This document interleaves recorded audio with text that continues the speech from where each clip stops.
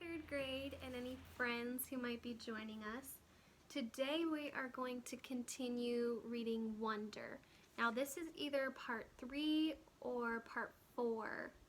I can't really remember, but I'll put it in the title. So last time we had started with the very first day of school that August was going to his new school. And he had his homeroom class, and then he had, I think it was English. Yep, and he's having a pretty good day so far, but Julian was a little bit mean to him. He wasn't straight up mean, but August could tell that he had said something on purpose to be mean, and then some of the kids at school were kind of avoiding him. But it seems like Charlotte and Jack Will are still being pretty kind to him. So let's see if that continues. So we're starting at lunch on page 49 if you have the book and are reading along. Okay.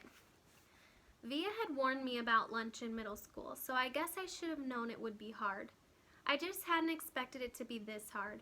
Basically, all the kids from all the 5th grade classes poured into the cafeteria at the same time, talking loudly and bumping into one another while they ran to different tables.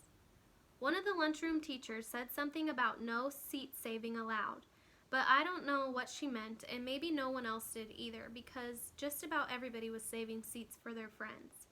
I tried to sit down at one table, but the kid in the next chair said, "Oh, sorry, but someone else is sitting here." So I moved to an empty table and just waited for everyone to finish stampeding and the lunchroom teacher to tell us what to do next. As she started telling us the cafeteria rules, I looked around to see where Jack Will was sitting, but I didn't see him on my side of the room. Kids were still coming in as the teachers started calling the first few tables to get their trays and stand on line at the counter. Maybe it meant in, but Julian, Henry, and Miles were sitting at a table toward the back of the room. Mom had packed me a cheese sandwich, graham crackers, and a juice box, so I didn't need to stand on line when my table was called. Instead, I just concentrated on opening my backpack, pulling out my lunch bag, and slowly opening the aluminum foil wrapping of my sandwich. I could tell I was being stared at even without looking up. I knew that people were nudging each other, watching me out of the corners of their eyes. I thought I was used to those kinds of stares by now, but I guess I wasn't. There was one table of girls that I knew were whispering about me because they were talking behind their hands. Their eyes and whispers kept bouncing over to me. I hate the way I eat. I know how weird it looks. I had a surgery to fix my cleft palate when I was a baby, and then a second cleft surgery when I was 4, but I still have a hole in the roof of my mouth. And even though I had jaw alignment surgery a few years ago, I have to chew food in the front of my mouth. I didn't even realize how this looked until I ate at a birthday party once, and one of the kids told the mom of the birthday boy he didn't want to sit next to me because I was too messy and all the food crumbs shooting out of my mouth. I know the kid wasn't trying to be mean, but he got in big trouble later, and his mom called my mom that night to apologize. When I got home from the party, I went to the bathroom mirror and started eating a saltine cracker to see what I looked like when I was chewing. The kid was right. I eat like a tortoise, if you've ever seen a tortoise eating, like some prehistoric swamp thing. The summer table. Hey, is this seat taken? I looked up and a girl I never saw before was standing across from my table with a lunch tray full of food. She had long wavy brown hair and wore a brown t-shirt with a purple peace sign on it. No, I said.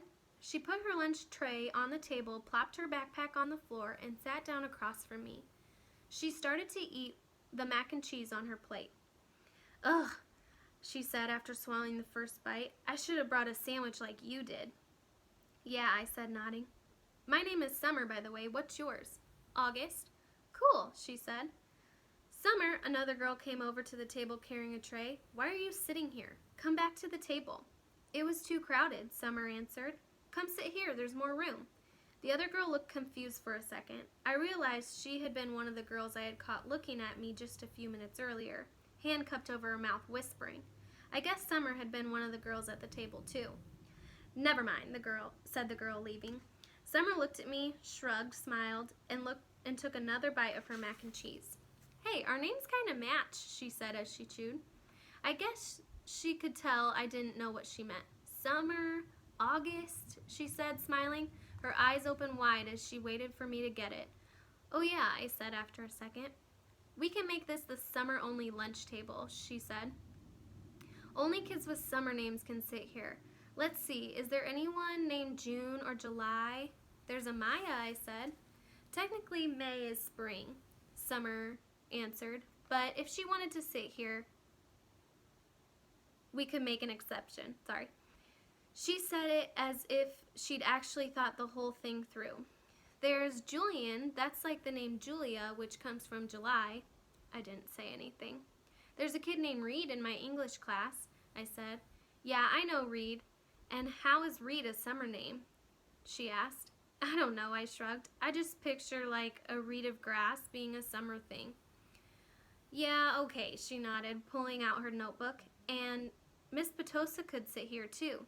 That kind of sounds like the word petal, which I think is a summer thing too." "I have her for homeroom," I said. "I have her for math," she answered, making a face. She started writing the list of names on the second to last page of her notebook. "So who else?" she said. By the end of lunch, we had come up with a whole list of names of kids and teachers who could sit at our table if they wanted. Most of the names weren't actually summer names, but they were names that had some kind of connection to summer. I even found a way of making Jack Will's name work by pointing out that you could turn his name into a sentence about summer, like "Jack will go to the beach," which Summer agreed worked fine. "But if someone doesn't have a summer name and wants to sit with us," she said very seriously, "we'll still let them if they're nice, okay?" "Okay," I nodded. "Even if it's a winter name." "Cool beans," she answered, giving me a thumbs up. Summer looked like her name. She had a tan, and her eyes were green like a leaf. 1 to 10. Mom always had this habit of asking me how something felt on a scale of 1 to 10. It started after I had my jaw surgery when I couldn't talk because my mouth was wired shut. They had taken a piece of bone from my hip bone to insert into my chin to make it look more normal. So I was hurting in a lot of different places. Mom would point to one of my bandages and I would hold up my fingers to show her how much it was hurting. 1 meant a little bit, 10 meant so much. Then she would tell the doctor when he made his rounds what needed adjusting or things like that. Mom got very good at reading my mind sometimes. After that, we got into the habit of doing 1 to 10 scale for anything that hurt. Like if I just had a plain old sore throat, she'd ask 1 to 10 and I'd say 3 or whatever it was. When school was over, I went outside to meet my mom, who was waiting for me at the front entrance, like all the other parents or babysitters. The first thing she said after hugging me was, "So how was it, 1 to 10? 5, I said, shrugging, which I could tell totally surprised her. "Wow," she said quietly, "that's even better than I hoped for." "Are we picking Via up?" "Miranda's mother is picking her up today. Do you want me to carry your backpack, sweetness?" We had started walking through the crowd of kids and parents, most of whom were noticing me, secretly pointing me out to each other. "I'm fine," I said. "It looks too heavy, Augie." She started to take it from me. "Mom," I said, pulling my backpack away from her. I walked in front of her through the crowd. "See you tomorrow, August." It was Summer. She was walking in the opposite direction. "Bye, Summer," I said, waving at her. As soon as we crossed the street and were away from the crowd, Mom said, "Who is that, Augie?" "Summer." "Is she in your class?" "I have lots of classes." "Is she in any of your classes?" Mom said. "I don't know." Mom waited for me to say something else, but I just didn't feel like talking. "So it went okay," she said. Or said Mom. I could tell she had a million questions she wanted to ask me. "Everyone was nice? Did you like your teachers?" "Yeah." "How about those kids you met last week? Were they nice?" Fine. Jack hung out with me a lot." "That's so great, sweetie. What about the boy Julian?" I thought about the Darth Sidious comment. By now it felt like that had happened 100 years ago. "He was okay," I said. "And the blonde girl, what was her name?" "Charlotte." "Mom, I said everybody was nice already." "Okay," Mom answered. I honestly don't know why I was kind of mad at Mom, but I was. We crossed Amesfort Avenue, and she didn't say anything else until we turned onto our block. "So," Mom said, "how did you meet Summer if she wasn't in any of your classes?" "We sat together at lunch," I said. I had started kicking a rock between my feet like it was a soccer ball, chasing it back and forth across the sidewalk. She seems very nice. Yeah, she is. She's very pretty, Mom said. Yeah, I know, I answered. We're kind of like Beauty and the Beast. I didn't wait to see Mom's reaction. I just started running down the sidewalk after the rock, which I had kicked as hard as I could in front of me. Okay, pad 1.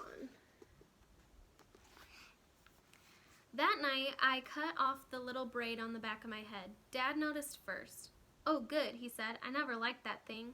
Via couldn't believe I had cut it off. That took you years to grow, she said, almost like she was angry. Why did you cut it off? I don't know, I answered. Did someone make fun of it? No. Did you tell Christopher you were cutting it off? We're not even friends anymore. That's not true, she said. I can't believe you would just cut it off like that, she added snottily, and then practically slammed my bedroom door shut as she left the room. I was snuggling with Daisy on my bed when Dad came in to tuck me in later. He scooched Daisy over gently and lay down next to me on the blanket. So, Augie Doggy, he said, it was really an okay day? He got that from an old cartoon about a dachshund named Augie Doggy, by the way. He had bought it for me on eBay when I was about 4, and we watched it a lot for a while, especially in the hospital. He would call me Augie Doggy, and I would call him Dear Old Dad, like the puppy called the dachshund Dad on the show. Yeah, it was totally okay, I said, nodding. You've been quiet all night long. I guess I'm tired. It was a long day, huh? I nodded. But I really was okay. But it really was okay. I nodded again. He didn't say anything, so after a few seconds I said, it was better than okay, actually. That's great to hear, Augie, he said quietly, kissing my forehead. So it looks like it was a good call Mom made, you're going to school. Yeah, but I could stop going if I wanted to, right? That was the deal, yes, he answered. Though I guess it would depend on why you wanted to stop going, too, you know? You'd have to let us know. You'd have to talk to us and tell us how you're feeling and if anything bad was happening, okay? You promise you'll tell us? Yeah. So can I ask you something? Are you mad at Mom or something? You've been kind of huffy with her all night long. You know, Augie, I'm as much to blame for sending you to school as she is. No, she's more to blame. It was her idea. Mom knocked on the door just then and peeked her head inside my room. Just wanted to say goodnight, she said. She looked kind of shy for a second. Hi, Mama, Dad said, picking up my hand and waving it at her. I heard you cut off your braid, Mom said to me, sitting down at the edge of the bed next to Daisy. It's not a big deal, I answered quickly. I didn't say it was, said Mom. Why don't you put Augie to bed tonight, Dad said to Mom, getting up. I've got some work to do anyways. Good night, my son. My son. That was another part of our Augie Doggy routine. Though I wasn't in the mood to say goodnight, dear old Dad. I'm so proud of you, said Dad, and then he got up out of the bed. Mom and Dad had always taken turns putting me to bed. I know it was a little babyish of me to still need them to do that, but that's just how it was with us. Will you check in on Via, Mom said to Dad as she lay down next to me. He stopped by the door and turned around. What's wrong with Via? Nothing, said Mom, shrugging. At least that she would tell me, but first day of high school and all that. Said Dad, and then he pointed his finger at me and winked.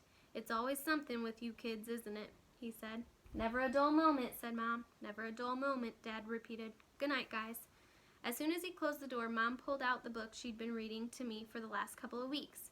I was relieved because I really was afraid she'd want to talk, and I just didn't feel like doing that. But Mom didn't seem to want to talk either. She just flipped through the pages until she got to where we had left off. We were about halfway through The Hobbit. Stop, stop, shouted Thorin, said Mom, reading aloud. But it was too late. The excited dwarves had wasted their last arrows, and now the bows that Bjorn had given them were useless. They were a gloomy party that night, and the gloom gathered still deeper on them in the following days. They had crossed the enchanted stream, but beyond in the path seemed to straggle on just as before, and in the forest they could see no changes. I'm not sure why, but all of a sudden I started to cry. Mom put the book down and wrapped her arms around me. She didn't seem surprised that I was crying. It's okay, she whispered in my ear. It'll be okay. I'm sorry, I said between sniffles. Shh, she said. wiping my tears with the back of her hand. "You have nothing to be sorry about. Why do I have to be so ugly, Mommy?" I whispered. "No, baby, you're not. I know I am." She kissed me all over my face. She kissed my eyes that came down too far. She kissed my cheeks that looked punched in. She kissed my tortoise mouth. She said soft words that I know were meant to help me, but words can't change my face. Okay, that's where we are going to stop today. I hope that you are enjoying this book. Next time I'll read a little bit more, because I think we're getting close to the next part in the book. But all right, I hope you enjoyed that. Stay tuned for the next one, and I will see you in the next video. Bye.